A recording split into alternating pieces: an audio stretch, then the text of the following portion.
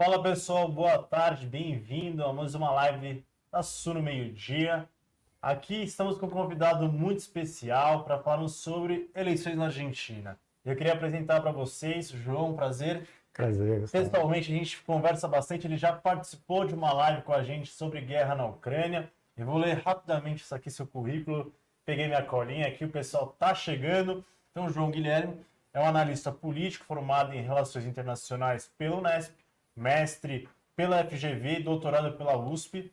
Trabalha há mais de 10 anos com segurança internacional e geopolítica, havendo atuado no terceiro setor e como consultor para o setor privado na área de segurança e tecnologia. O cara é um especialista e até ontem estava conversando ali com o pessoal que estava de olho na eleição na Argentina, com outros atores importantes, até me surpreendeu. Ontem à noite, domingo, eu estava conversando com os caras top e eu trouxe. Ele é amigo de infância, não, né? Mas é amigo de Quase, longa amigo. data do Rafael É. Pérez aqui, que é o nosso outro economista. Fala, Rafa, beleza? Fala pessoal, boa tarde, bom almoço aí para todos.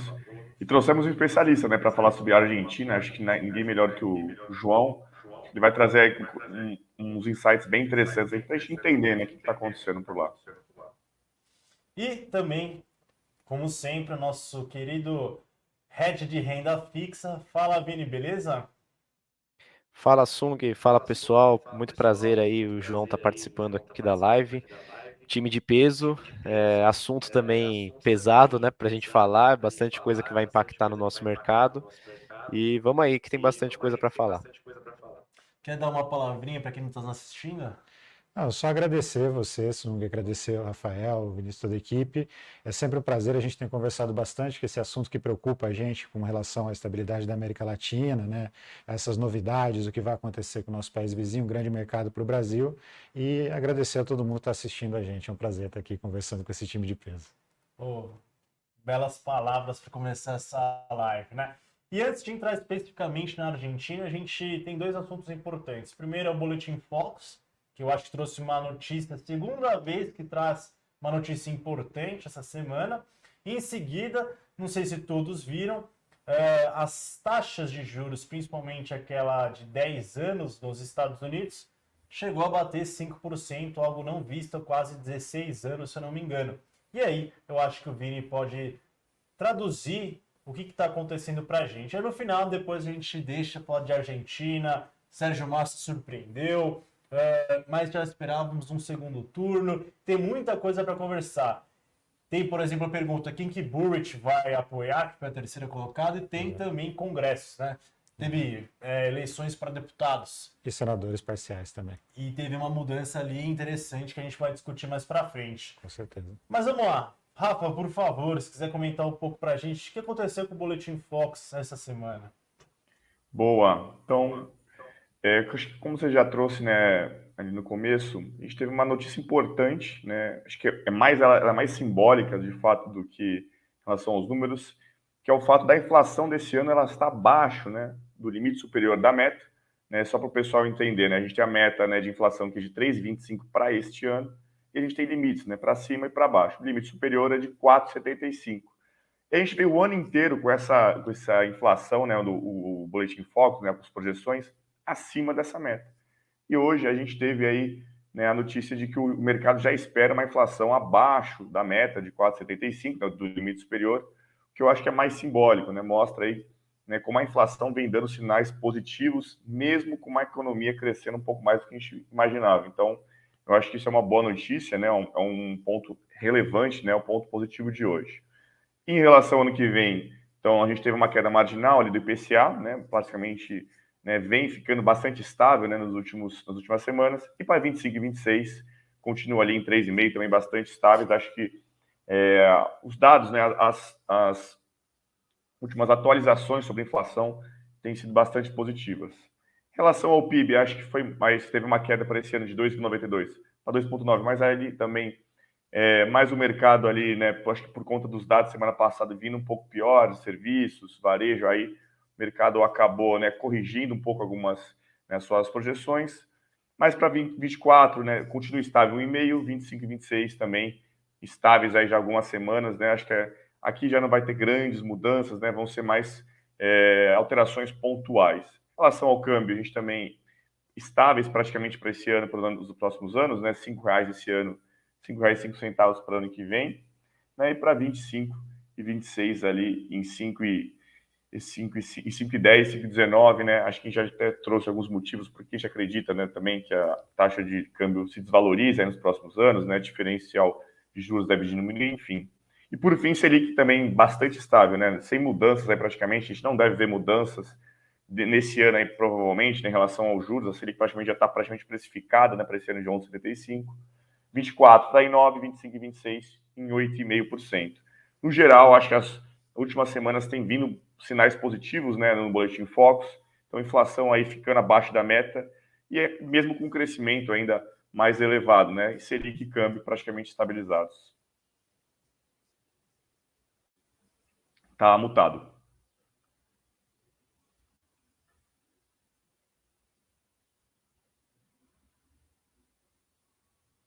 Acho que o Sung tá no mudo aí. Boa, Foi? acho que foi, Foi, agora agora foi. foi. Só adicionar um comentário, é que as projeções começam a incorporar também a queda do preço da gasolina feito pela Petrobras na última semana. Ela desceu a gasolina, subiu o diesel, mas isso impactou negativamente no geral, também incorporando. Bom, último pré-tema aqui. Vini, os mercados de títulos norte-americanos estão levemente estressados, né? E isso até fez com que, principalmente, as empresas de tecnologia sofressem um pouco na Bolsa Americana. O que está acontecendo? O investidor tem que estar preocupado com taxas de juros tão altas por lá? Boa. Não é de hoje, né, que a gente teve esse impacto das treasuries aí subindo, batendo quase 5%. Você comentou, né, que nos últimos 16 anos a gente não via esse patamar de taxa, né, desde 2007, antes da crise do subprime lá em 2008. E desde 3 semanas para trás, aqui a gente pega são os mesmos assuntos, né? Na semana passada teve um adicional, que foi as falas do Powell, que é o presidente do Fed.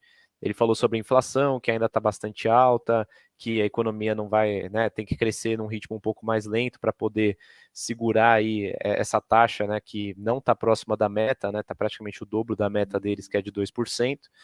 E com isso o mercado já começa a refletir aí no aumento dos preços dos juros futuros, né, na taxa do título, seja de 10 anos, de 20 anos, de 7, 5, né, se você pega todos os vencimentos ali, você tem esse movimento de alta.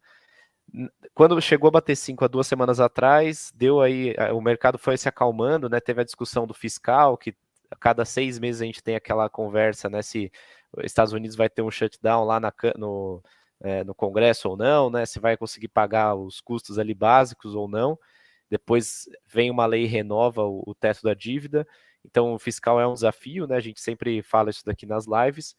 E acho que a gente tem que ficar acompanhando sempre essas declarações do Powell, que é o que vai ditar, não talvez a taxa do título de 10 anos, que é um pouco mais longo, mas quando você pega o título de 2 anos, de 1 ano, que é um pouco mais de curto prazo, influencia mais, né? A política monetária já está mais relacionada nesses prazos. Então, faz preço, sim, não tem muito para onde fugir.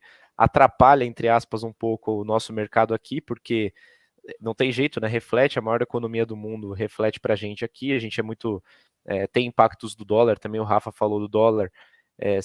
Se ele sobe muito, né, também vai acabar jogando para a nossa inflação daqui. Então, é acompanhar. Eu acho que não teve nenhum motivo muito específico para essa segunda, né? Acho que foi mais as falas do Powell aí na semana passada que foi um fato novo, né? Do que a gente já ainda não sabia. Só que um ponto importante, eu acho que para essa semana, são as empresas soltando resultados, né? Então, essa semana já começa aí a temporada de resultados. Começou semana passada, mas essa semana ainda tem várias empresas grandes aí lá de fora soltando seus resultados. E aí, dependendo do que vier, a gente vai começar a ver ou um estresse maior ou uma calmaria maior. Então, vai depender, acho que muito disso. Você vê, semana passada saiu. Acho que teve mais, mas que tá fresco aqui, né? Foi Netflix e Tesla, que são duas gigantes. O Netflix veio acima do esperado e Tesla veio abaixo do esperado. Então tá muito, né, o macro acaba ditando um pouco os resultados, né? Mas dependendo da empresa, tem coisas diferentes a se esperar. Então, agora, por exemplo, já não está mais 5%, né? A Treasury caiu aí para 4,85, 4,87. Então, a gente vai indo assim, né? O mercado no curto prazo ele tem muitos ruídos, né? A gente sempre fala isso daqui.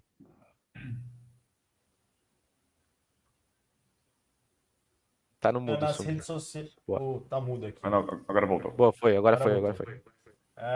Bom, a gente segue acompanhando. Realmente, no curto prazo, está bem difícil de ler o que vai acontecer. Lembrando que semana que vem, se eu não me engano, a gente tem decisão do Fed. Copom a gente tem, se eu não me engano, também temos Fed ao mesmo tempo.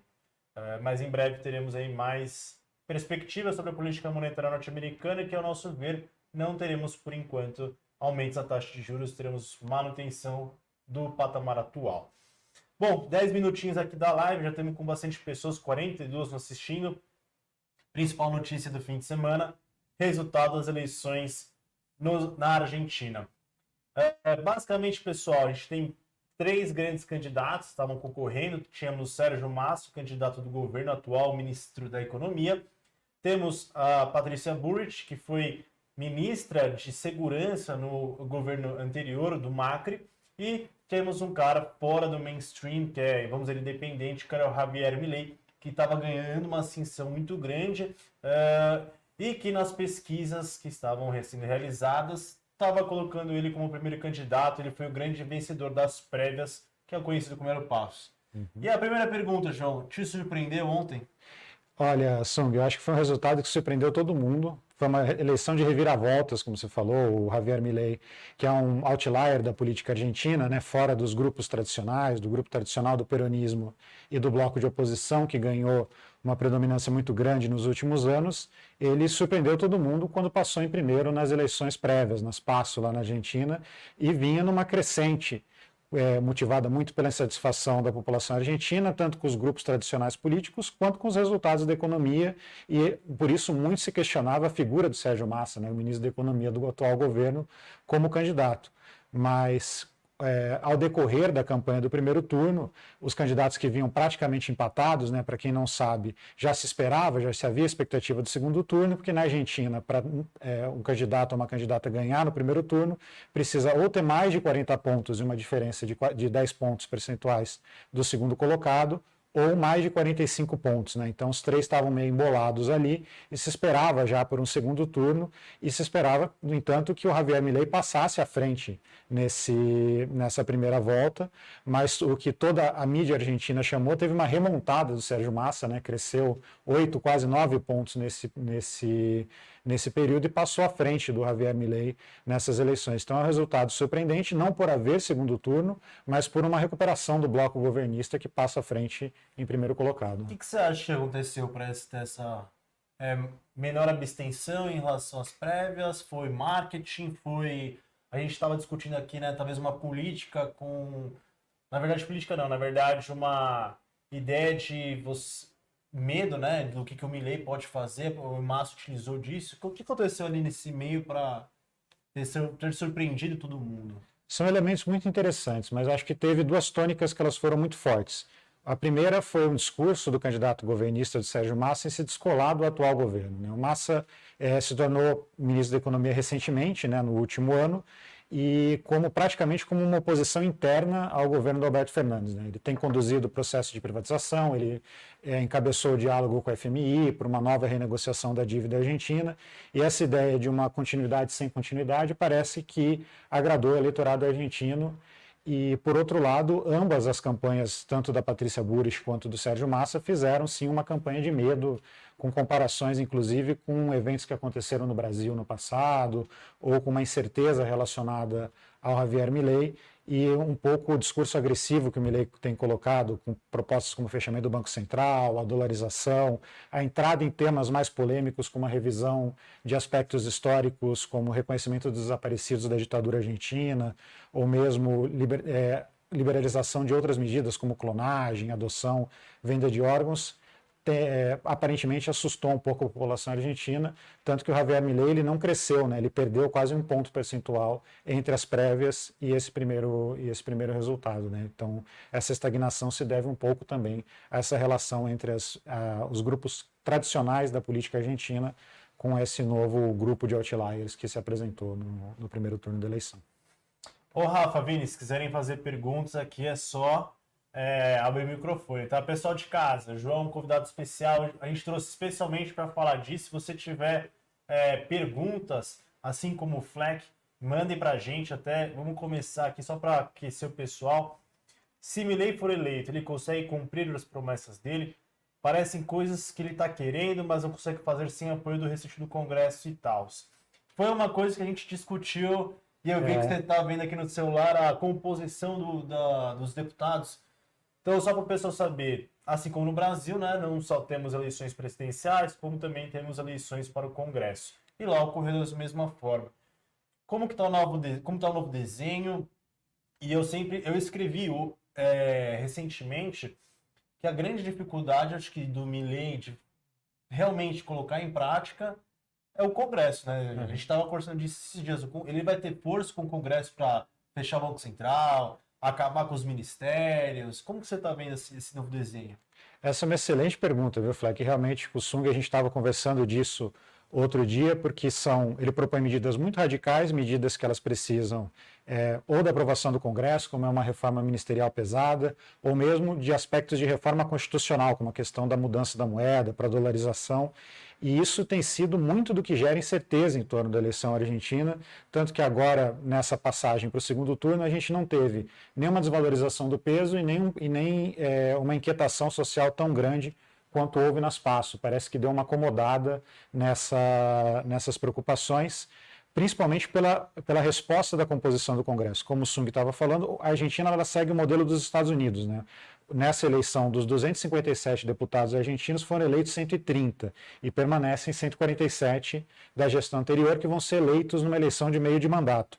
O bloco peronista, Sung, manteve uma maioria que ela é ampla, mas ela não garante, por exemplo, a governabilidade da metade do Congresso. Eles elegeram 58 deputados, para além do que reelegeram ou mantiveram os que tinham, e passa a ter um bloco de 109 deputados, né, próximo da metade do que vinha acontecendo. O bloco de oposição atual, que é o Juntos por el Cambio, sai dessa disputa com 91 deputados, e a Liberdade Avança do Javier Milei, que tinha 4 deputados, né, entre eles o próprio Javier Milei, que atualmente é deputado federal lá na Argentina, tinha prometido eleger 40 deputados, era a meta deles nas eleições legislativas. Eles elegeram 35, chegaram muito perto, e criaram uma terceira força política no Congresso argentino, e elegeram 8 senadores também, né, dos 72, e os peronistas mantiveram metade do Congresso argentino com 36 senadoras e senadores.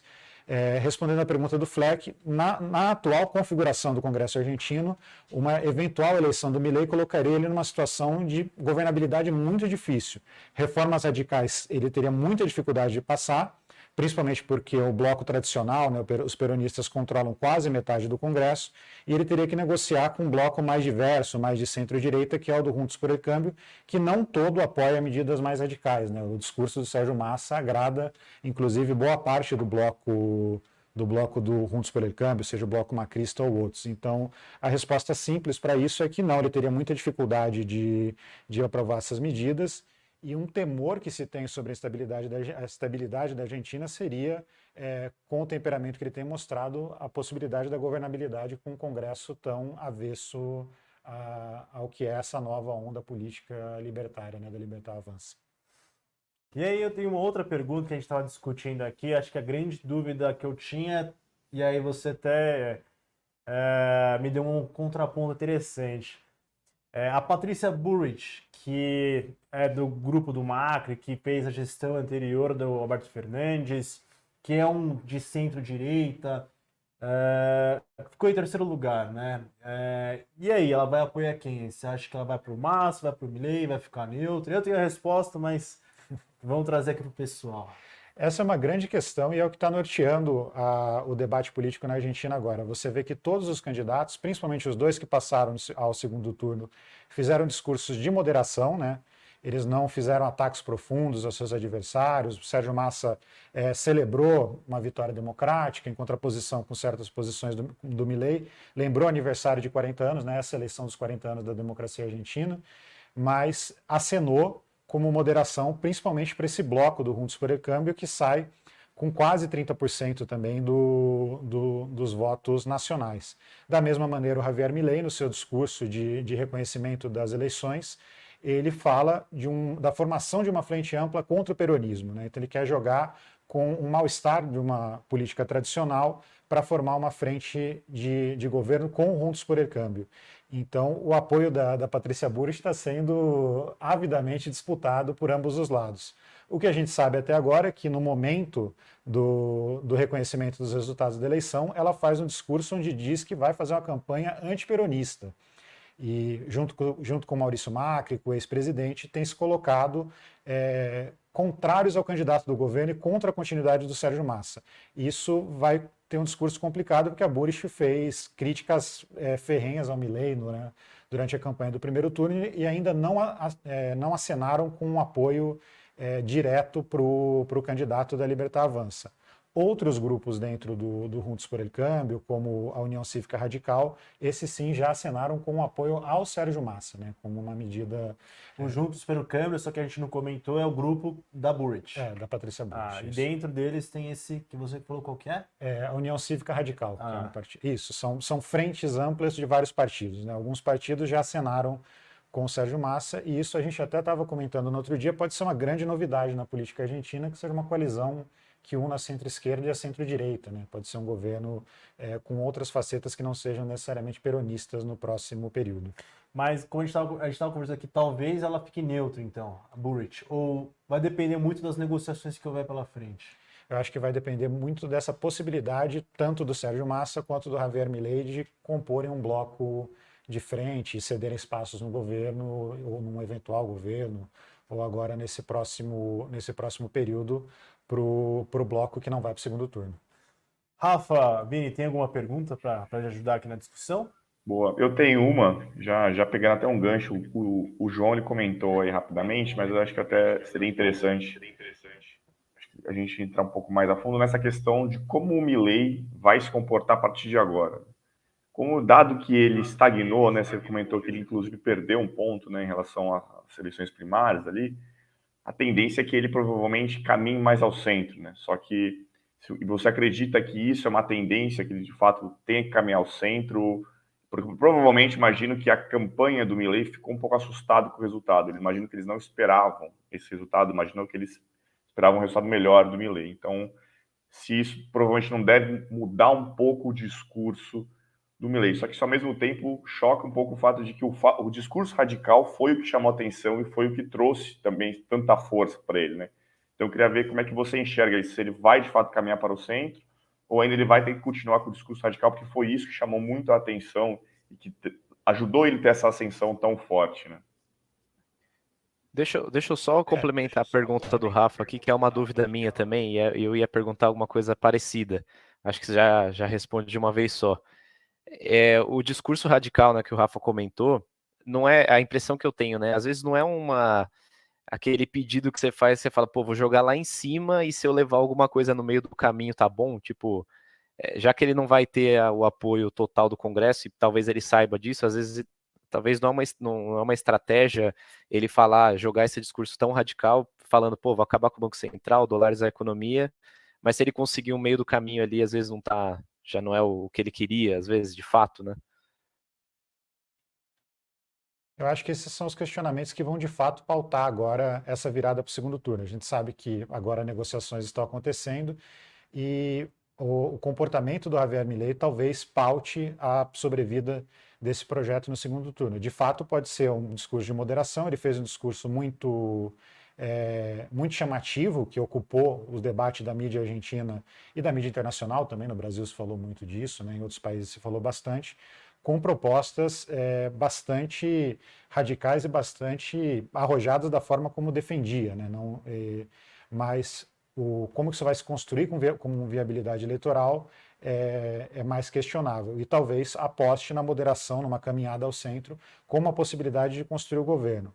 Um dos objetivos que o bloco do Milei, a Libertad Avança, tinha, que era criar uma terceira força no Congresso, foi alcançado sem dúvidas. Eles chegaram muito próximo de eleger a quantidade de deputados que haviam anunciado. E acho que agora vai ser um momento de redesenhar essas estratégias. Ainda não está claro se vai continuar nesse discurso mais radical ou se vai moderar para compor com outras forças políticas. E vale lembrar que é a mesma coisa do Bloco Peronista, né? O Bloco Peronista que sempre foi muito crítico à figura do Macri, que foi muito crítico a outras posições, já se moderou um pouco com a figura do Sérgio Massa, né? Não é uma figura tradicionalmente kirchnerista, ainda que é importante salientar que essas eleições de domingo alçaram de volta ao primeiro plano figuras muito kirchneristas, como o governador da província de Buenos Aires, o Axel Kicillof, que se elegeu no primeiro turno, né, com uma vitória retumbante na província de Buenos Aires, o maior colégio eleitoral da Argentina, mas deve moderar o discurso e talvez apresentar a novidade do que seja um peronismo mais light ou um meio termo entre o que tem sido a proposta macrista e a proposta peronista na Argentina. O que a gente sabe até agora é que ambos, tanto o Sérgio Massa, mas principalmente o Javier Milei, moderaram muito o discurso no final da noite de domingo. E ainda não houveram anúncios, por exemplo, da posição da Patrícia Bullrich, da posição do Horácio Larreta, do Jorge Macri, o agora recém-eleito prefeito da cidade de Buenos Aires, quanto a quem eles irão apoiar no segundo turno. A configuração de base, ela não deve também trazer vantagens para o Milei, viu, Sung? Porque a Libertad Avança, apesar de ter crescido, não elegeu nenhum governador na Argentina. Então, todos os governadores ou são do Bloco Peronista ou são do Juntos por el Cambio. E aqui é uma dúvida, normalmente a gente fala que a eleição de 2024 aqui no Brasil, que vai ocorrer nas eleições municipais, são uma prévia ou um termômetro para as eleições presidenciais dos 2 anos seguintes, que seria 2026. Esse desenho de governadores que teve, podemos tirar alguma lição para o segundo turno? Eu acho que podemos, pela manutenção, mesmo com uma proposta muito de novidade contra a política tradicional na Argentina, você vê que no voto local prevaleceram os desenhos tradicionais, né? Os peronistas ganharam onde eles costumavam ganhar, principalmente no norte do país, e o bloco do Juntos por el Cambio, que é uma força mais de centro-direita, ganhou também onde costumava ganhar. Ganhou na cidade de Buenos Aires, que era esperado, ganhou em certas proximidades. Isso não necessariamente acompanhou o voto presidencial, viu? Porque em províncias do norte, como Neuquén, Chubut, redutos peronistas tradicionais, teve a vitória do Milei, principalmente Misiones, algumas províncias, principalmente províncias que sofrem mais com a crise econômica, o Milei ele teve resultados melhores. Mas se a gente tira algum indicador disso, é que apesar de você ter uma eleição pautada pela insatisfação da população argentina com os políticos tradicionais, nas eleições locais permaneceram as forças tradicionais políticas. Então talvez não seja a novidade, ela não tenha força contra uma ideia mais conservadora de visão política na hora de se representar na urna. E talvez a remontada do Sérgio Massa talvez seja indicador disso também.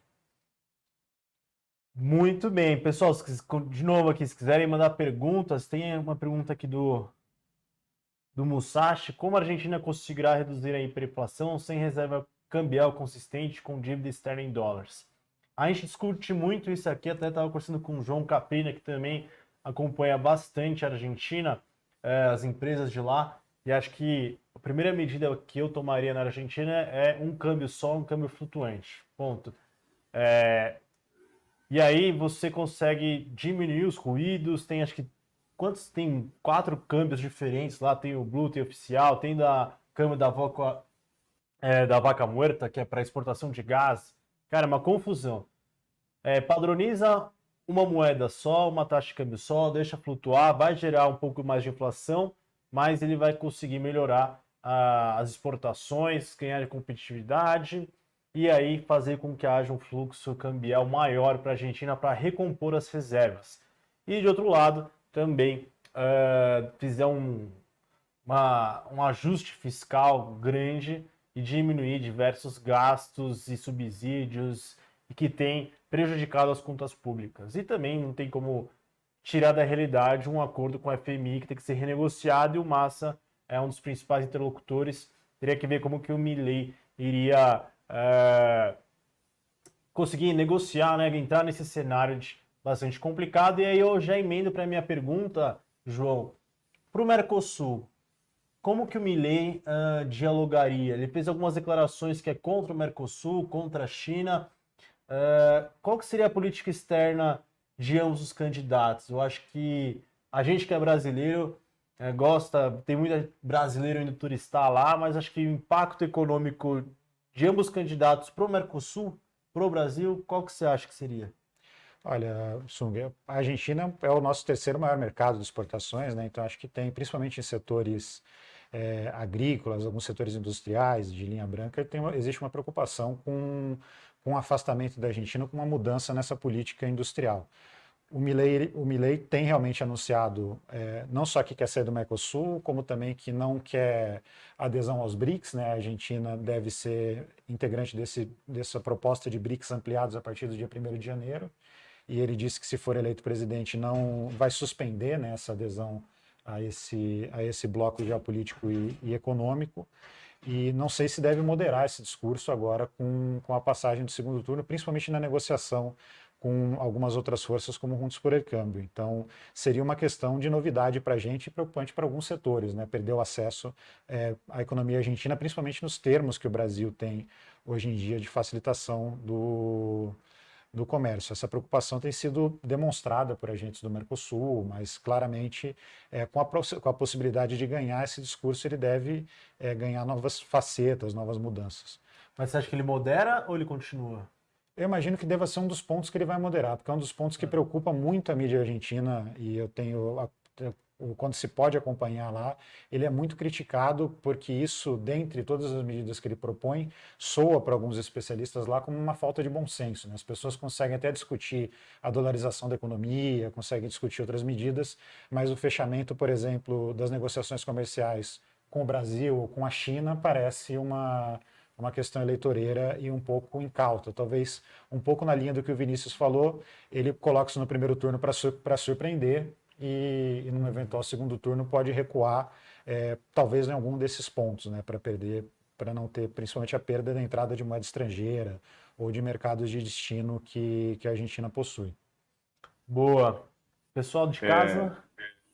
Tem uma pergunta, acho que até o pessoal de casa se citou mais ou menos, questão dos temas que devem ser tratados agora a partir do segundo turno.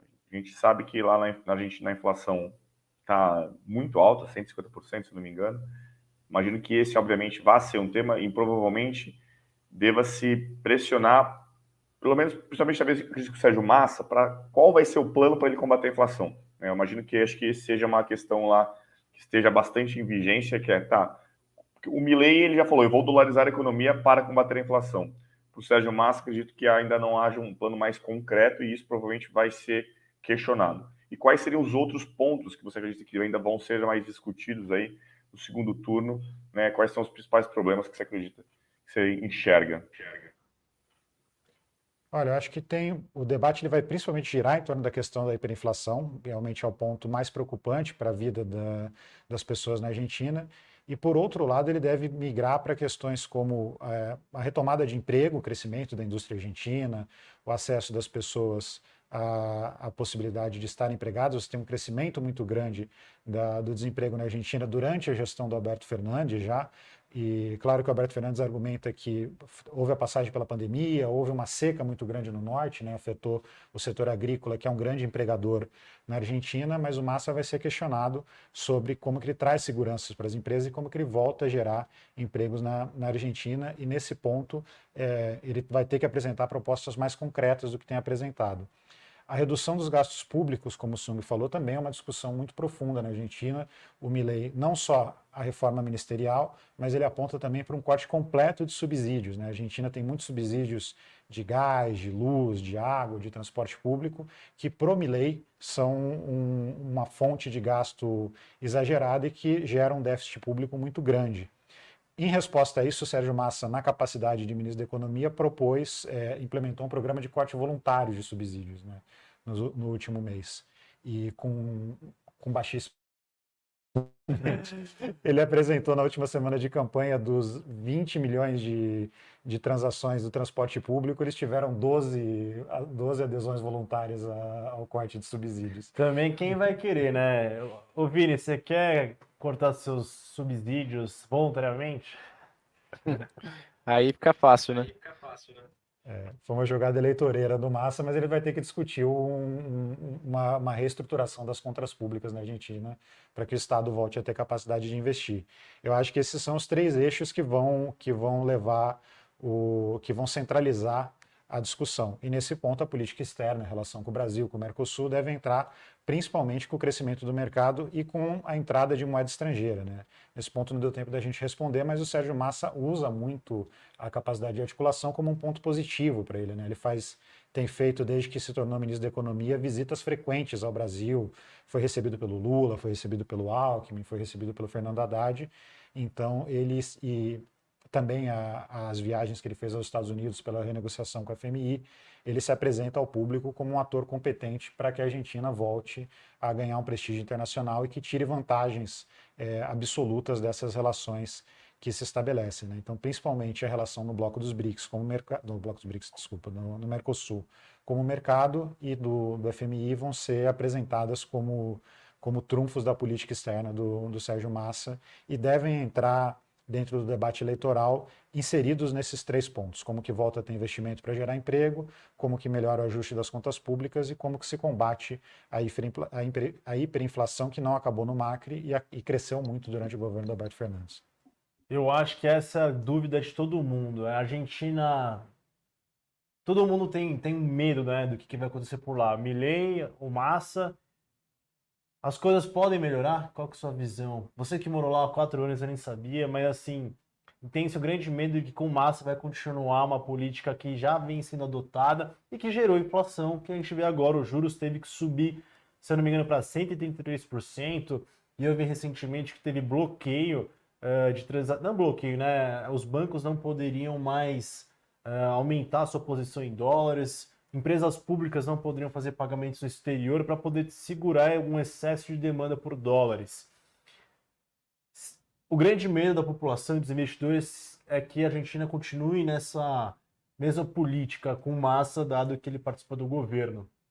E o Milei, ele vem para quebrar isso. O que você olha para a Argentina daqui para frente? As coisas melhoram, não melhoram? Como que... Essa é uma dúvida que eu acho que nós três temos aqui.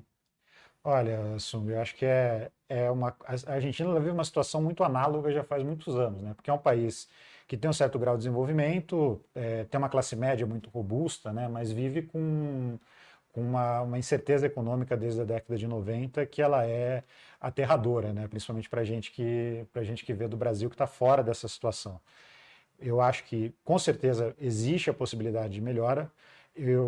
Essa virada para o segundo turno nas eleições argentinas afasta, e eu acho que talvez seja um ponto de interesse para os investidores, um temor que era da possibilidade de que uma escalada do discurso mais radical, pelo menos nesse primeiro momento, levasse a uma crise maior, né? A gente comentou isso que na passagem das PASO para a campanha de fato, você teve saques, principalmente na província de Buenos Aires, na periferia da cidade de Buenos Aires, e uma desvalorização do peso muito grande relativa à incerteza do mercado com o discurso de ambos os candidatos, né? Acho que agora os candidatos vão ser obrigados a adotar talvez posturas mais responsáveis, mas a incerteza que gira em torno da Argentina está principalmente vinculada em relação à hiperinflação, né? Enquanto não se resolver esse problema, fica muito difícil fazer, inclusive, qualquer política pública na Argentina, né? De investimento, de crescimento industrial, de transferência de renda. As políticas de inclusão social, elas são muito castigadas por uma moeda que perde valor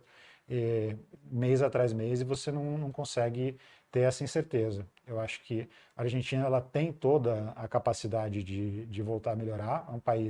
É a segunda maior economia da América Latina, né? Segunda ou terceira, depende do indicador, com relação ao México, e tem uma sociedade com nível de consumo muito sólido, com nível de educação muito sólido, mas vive castigada pela hiperinflação faz muito tempo. Esse é o grande desafio que qualquer governo vai ter que atacar, e talvez tendo uma postura mais ortodoxa para poder centralizar a economia argentina e tranquilizar esse aspecto. Eu recomendo, na época acho que estava tendo as prévias, eu vi o podcast, se eu não me engano era ou do Estadão ou da Folha, e era um repórter que foi para a Argentina, acho que ele viveu muitos anos lá, contando um pouco da vida dele, falou com pessoas de governos, e aí eu fiquei surpreendido que tem subsídio para o gás de cozinha, até para o gás que aquece a piscina. energia tem, gasolina tem, transporte. Então, assim, é um gasto público de excesso de subsídios descontroláveis. E aí o governo não tem dinheiro suficiente, ou emite moeda, ou título, só que os títulos são com taxas exorbitantes, porque tem que ter um prêmio muito grande para o investidor tomar esse risco, e gera uma bola de neve muito grande. Já deu calote também, então por isso que ninguém compra. E aí essa ideia de vários câmbios, aí trava agora a posição, então assim... E aí o candidato do governo, se eu não me engano, estava conversando, falou para não pagar imposto de renda. Então, assim, virou também uma corrida ali para a eleição, bastante tentar de tudo para poder se reeleger. Então tá um caos ali que a gente tem que continuar acompanhando, né? Nosso grande parceiro comercial. Pessoal, a gente está dando 1 hora de live, é quase 1 hora, 40 minutos, mas a gente sempre gosta de encerrar 1 hora. O João tem compromisso aqui perto também, não queria tomar muito tempo mais dele. Pessoal, vocês têm mais dúvidas? Rafa, Vini? Eu acho que tem mais uma pergunta só do Vinícius Browns. Ele perguntou aí se o Milei é eleito, né, se ele deve unificar o câmbio, se sim, quanto tempo. Não sei se o João quiser comentar, se de fato o Milei comentou alguma coisa, ou o Sung, se ele comentou algo de unificar o câmbio, né, porque ele falou de dolarização da economia, se isso significaria unificar o câmbio. Acho que o tempo que isso aconteceria, acho que é mais difícil da gente prever, né? Mas você acredita que ele deve unificar o câmbio? Pelo menos o Milei não tem feito declarações mais profundas quanto à reforma do peso, né, do modelo de câmbio, porque um dos eixos de proposta dele é a dolarização da economia, né? Isso teria uma dificuldade muito grande porque requer uma reforma constitucional, pelo menos nesse tópico, e precisaria de uma adesão muito grande dentro do Congresso, né? Ele precisaria de maioria qualificada para passar uma medida dessas. E demoraria muito tempo, e com a base que a gente analisou aqui, que se elegeu no Congresso, ele teria muita dificuldade de passar a dolarização da economia. Então não tem propostas dele com relação à unificação do câmbio. O Massa mencionou isso em algum momento, mas como ministro da Economia, o que ele fez foi, na realidade, uma diversificação maior ainda do câmbio, né? Ele criou o dólar tarjeta, né, que é o dólar de cartão, que garante o câmbio oficial, um câmbio próximo do câmbio blue para transações de cartão de crédito, né, numa tentativa de que os turistas consigam, o turismo é um grande veículo de entrada de moeda estrangeira na Argentina, que consiga com isso que os turistas parem de comprar o câmbio paralelo, usem cartão de crédito, né, ou façam compras internacionais dentro da Argentina usando cartão de crédito, e que isso traga dólares para a Argentina. Dentro da situação que a gente vive, vocês entendem disso muito melhor do que eu, tem uma medida muito paliativa, né? Não tem efeitos profundos. E em termos de indicativo de política, caminha no sentido contrário do que a gente falou, né? É uma diversificação maior ainda do câmbio, criar um tipo de câmbio diferente.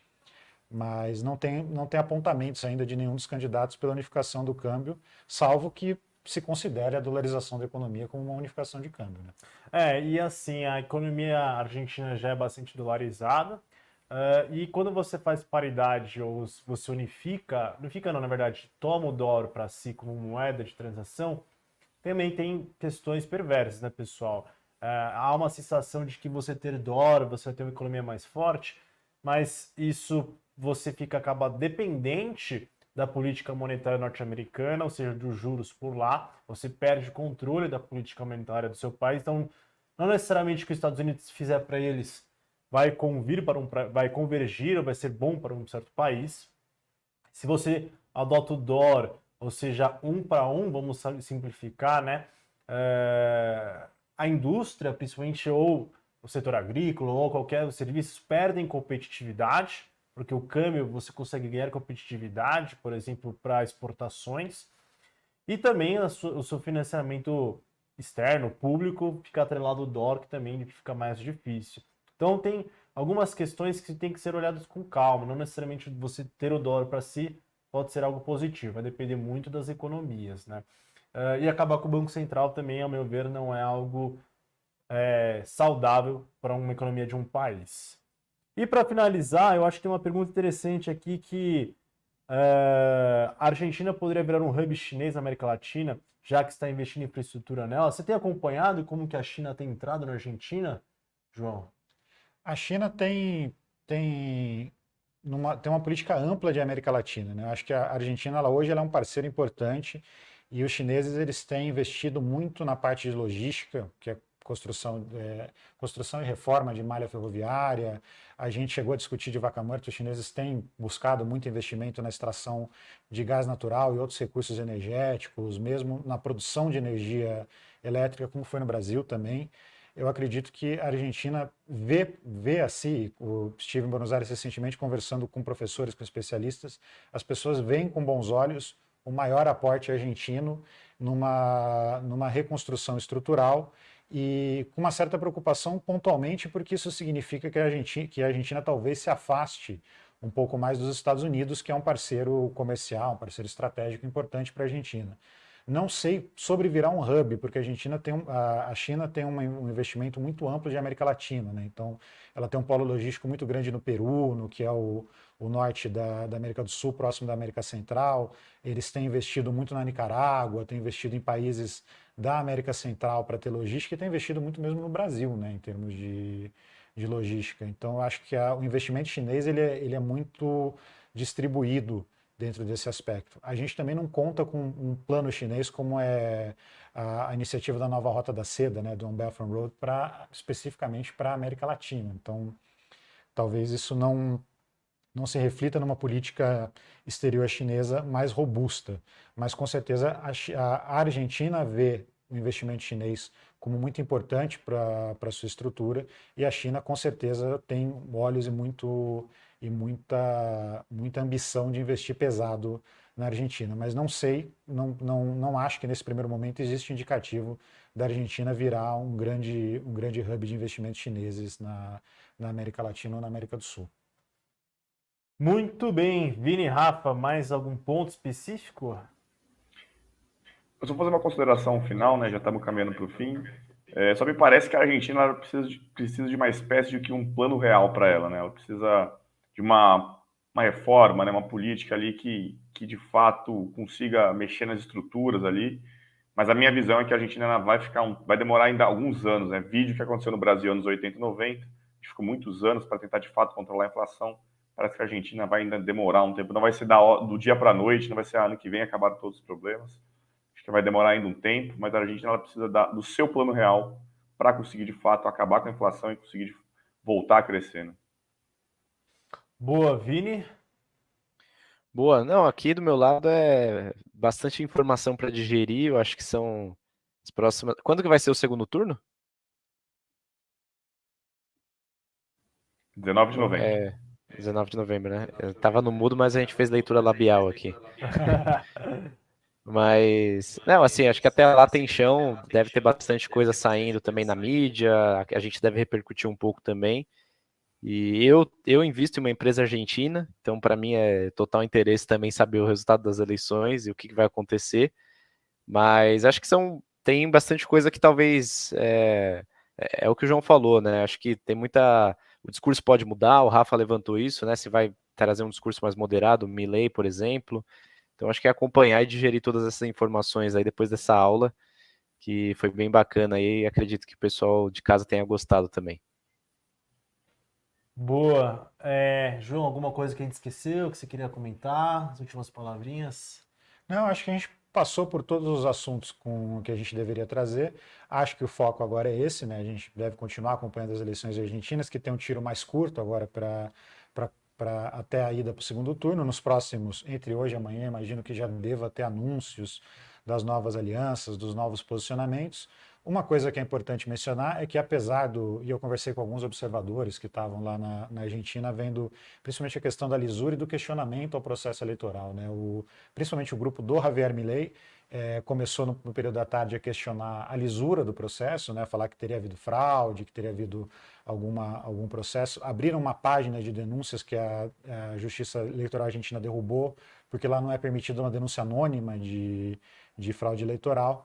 Mas a hora que os resultados das urnas foram quase que totalmente sacramentados, né, porque lá a conta do voto impresso, né, então ainda está no processo de fechamento, nenhum dos candidatos questionou o processo. Então a gente deve ter realmente agora a grande expectativa em torno do desenho de aliança e do desenho da moderação do discurso de ambos os candidatos.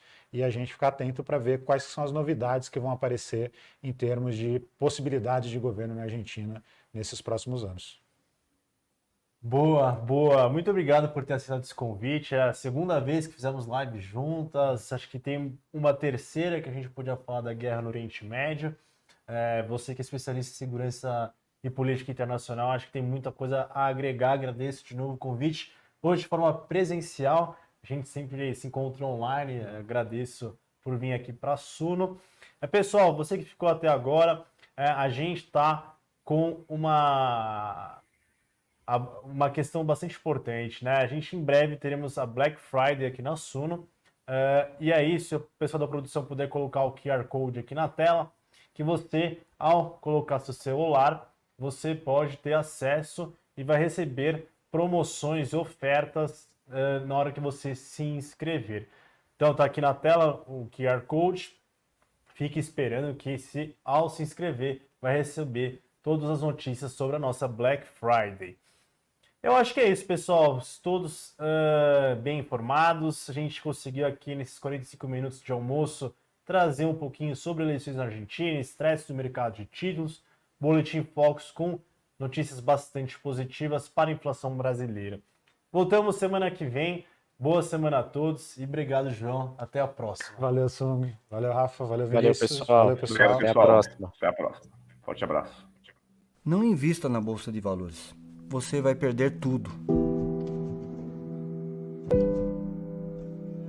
Uma hora falam para você investir. Outra hora, vende tudo. A bolsa vai quebrar. A frase que eu mais ouvi falar: eu vou te ensinar a ficar milionário em poucos dias. Nos últimos anos, o discurso mudou muito. Sabe o que nunca mudou?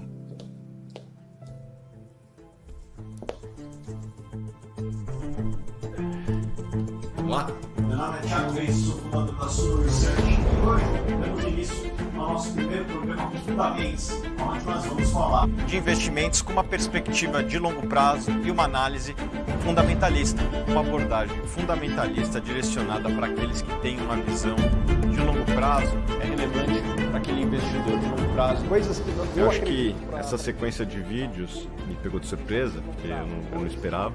Dá para perceber algumas coisas, né? A primeira coisa é que eu acredito que poucas empresas no Brasil, não só no segmento de investimentos, mas nos demais segmentos, são tão fiéis quanto essa empresa aos valores que ela segue desde o início. O investimento em ações é acessível a todos. Existe paciência, existe preparo. Mas não tem discurso que supere os resultados. E isso a Suno tem entregado, ano após ano, consistentemente. Sabe o que mais está se repetindo? Ibovespa sobe e acumula alta de 26% em 2017. A taxa Selic caiu de 13,75 para 7% ao ano. Bom, bastante coisa. Ibovespa registra a terceira máxima de 2023. A inflação anual do Brasil volta para ficar abaixo de 5%, cai de 13,25%. O cenário de 2017 parece estar se repetindo. E aquele foi um ano interessante para quem estava com a gente. É hora de embarcar de volta para o futuro com a Suno e descobrir os padrões do passado que vão impactar seus retornos no futuro.